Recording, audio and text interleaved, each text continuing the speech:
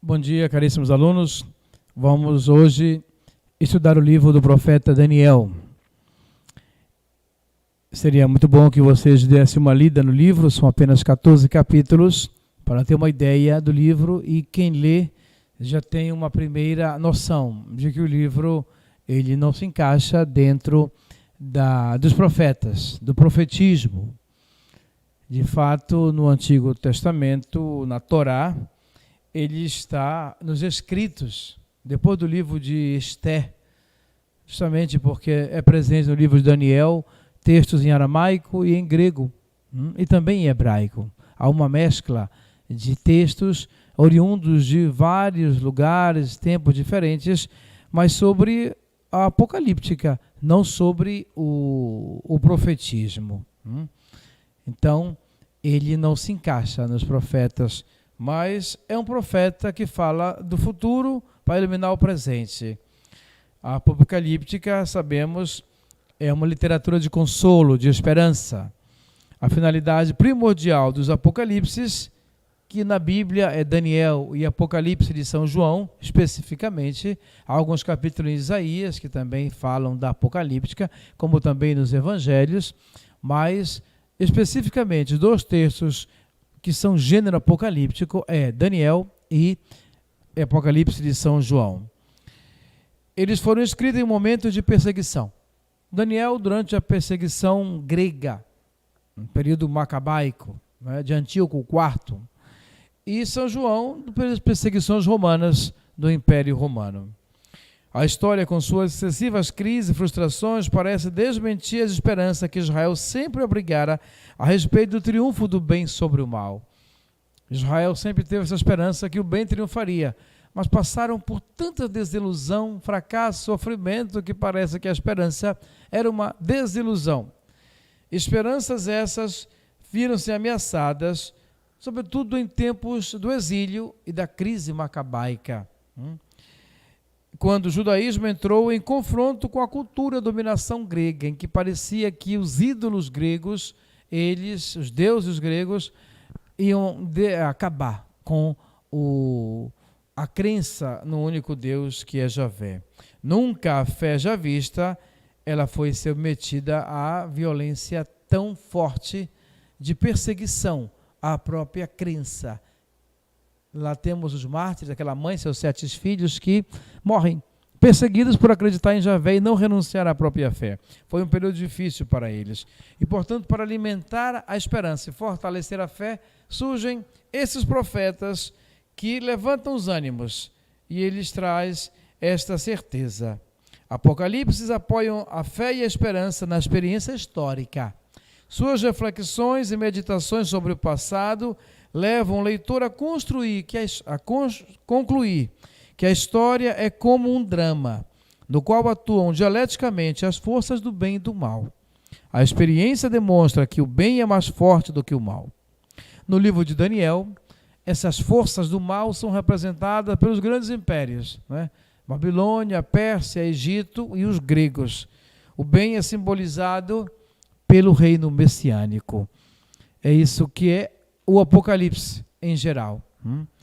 O livro de Daniel, ele traz essas revelações, sobretudo contra Antíoco Epifânio IV, que Epifânio quer dizer o rei brilhante que chegou para manifestar a luz. Epifania, Epifanel, é manifestação de luz, é iluminação. Ele se considerava, escolheu esse nome para dizer que agora eu sou o rei que vai trazer uma novidade mais de Deus, de iluminação para toda a humanidade. Assim ele se considerava.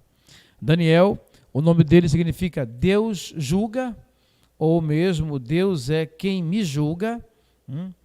Ele não é um personagem que podemos encaixá-lo no exílio, tampouco no tempo da história, senão nesse período exato dos Macabeus. Admitindo a existência de um Daniel, que também Daniel, no livro de Daniel, fala, no livro de Ezequiel, fala de um Daniel, mas que não é esse Daniel aqui. Mas ele é elogiado lá, como também junto a Jó e Noé. o contexto histórico do livro de Daniel, ele é decisivo para decifrar que o que se fala de Daniel no livro de Ezequiel não é o Daniel que está apresentado neste livro. As incoerências históricas no texto são várias, e o próprio autor ele é consciente disso, o que demonstra que ele não quer escrever um livro de crítica histórica, mas de crítica histórico-teológica. Tá? Um exemplo de incoerência histórica é a menção imaginária do rei Baltazar. No capítulo 5, versículos 7 e 8, fala de um rei Baltazar. O último rei do Império Neobabilônico teve um filho de nome Baltazar, que jamais se tornou rei, mas foi somente governador.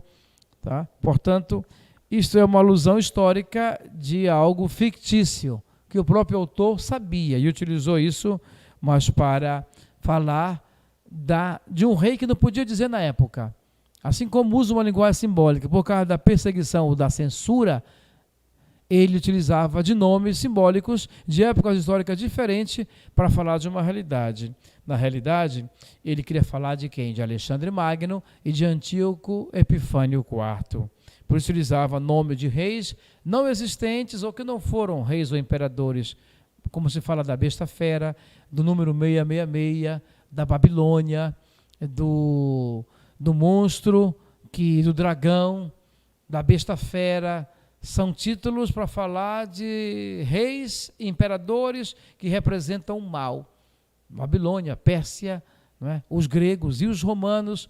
Não podia falar o nome explicitamente do opressor, mas utilizava uma linguagem simbólica. Isso é presente no livro de Daniel.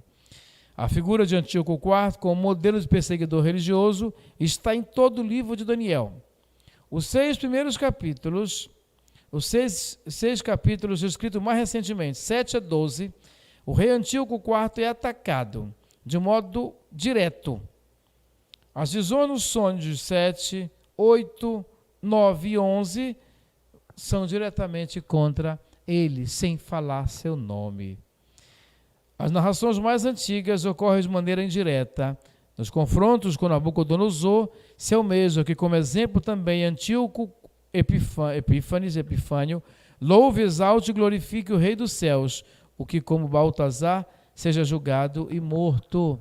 Portanto, ele fala de Deus como o Rei dos Céus. Essa é outra teologia presente em Daniel. O Deus é o Rei dos Céus, é Ele o Criador, o Todo-Poderoso, nada se iguala a Ele.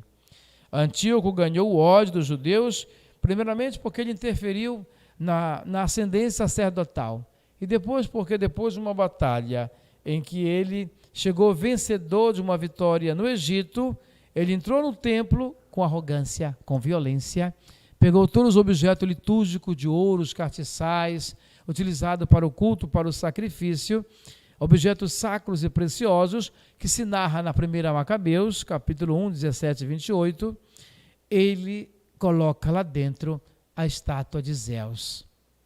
E isso é para os judeus a grande ofensa, por isso causa grande revolta.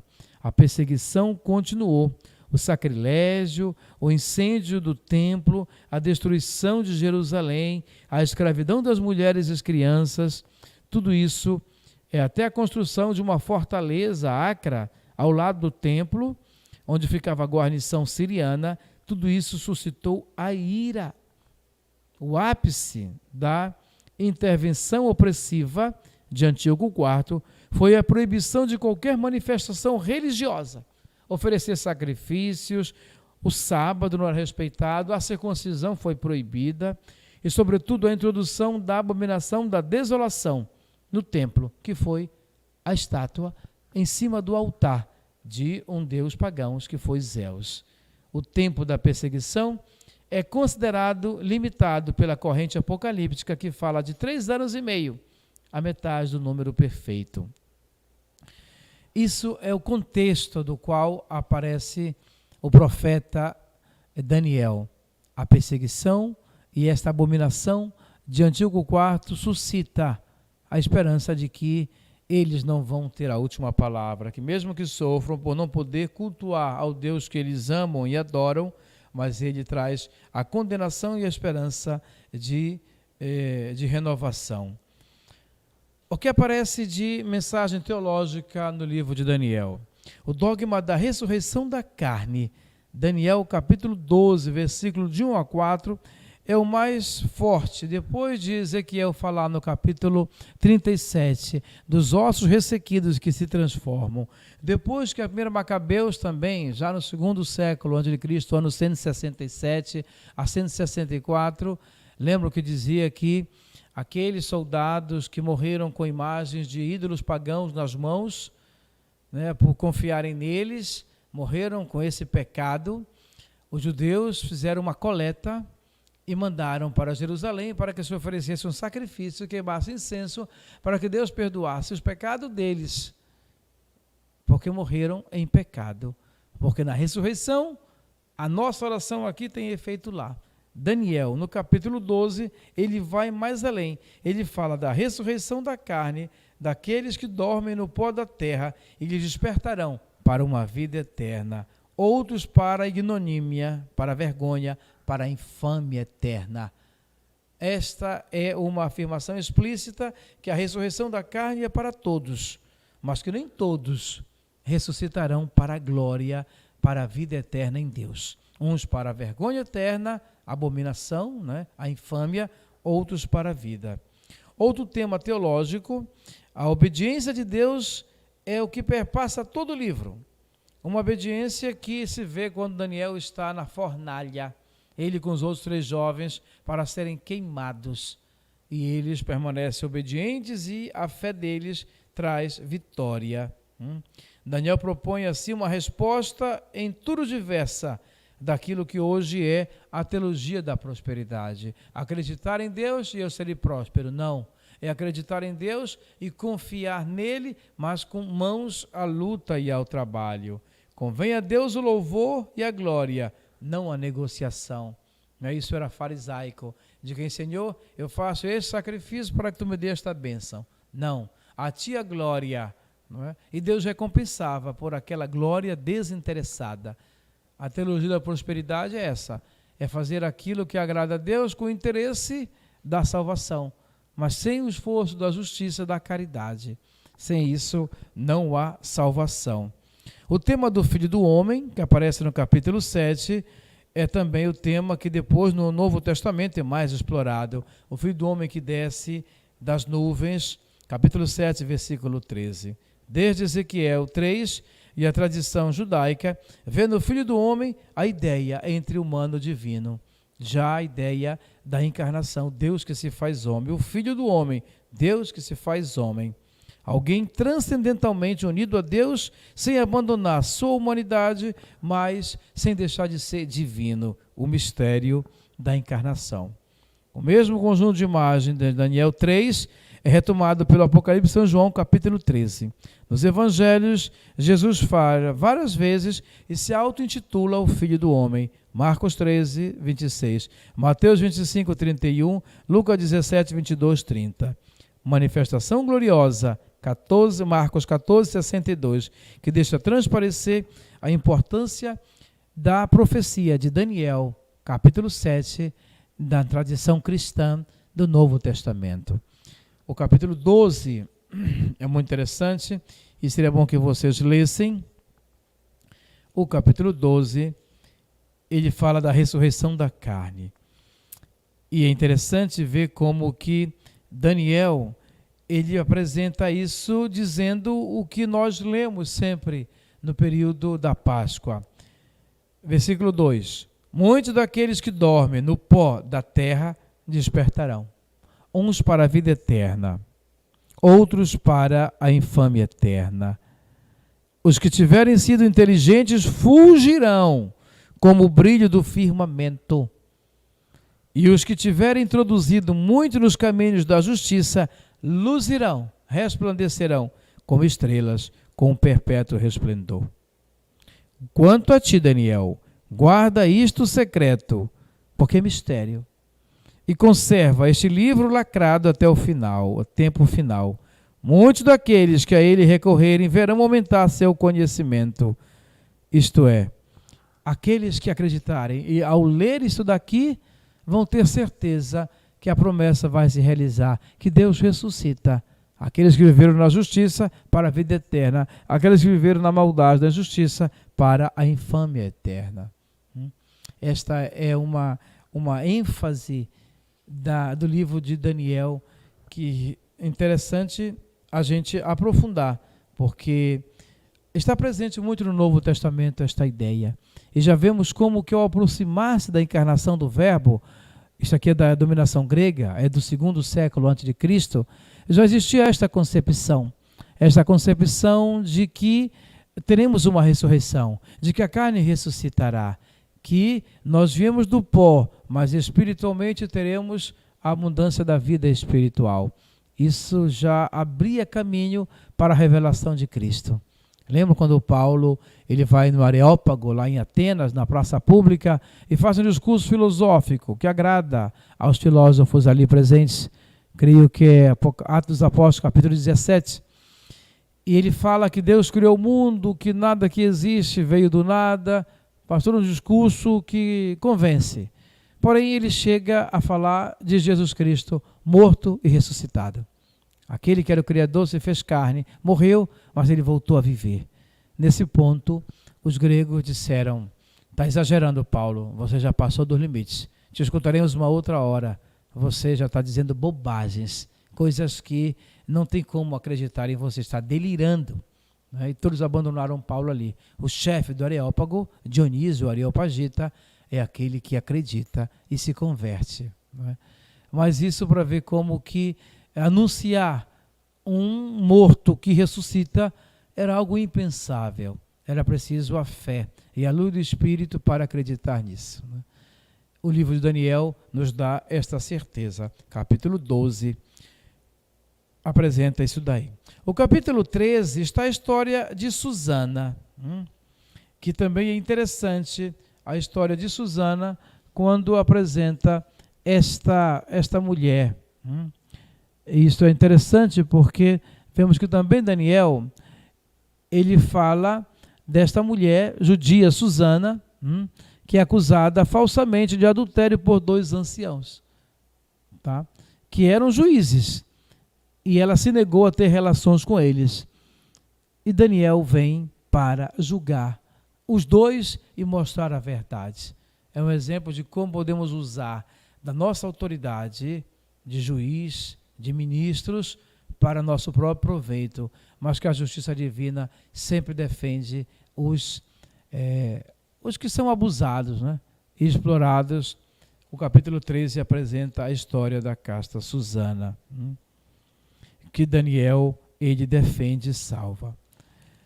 Capítulo 14, história de Bel e do dragão, história apocalíptica, que nos falam que no 7º dia, Daniel vai trazer, pela luz de Cristo, a salvação.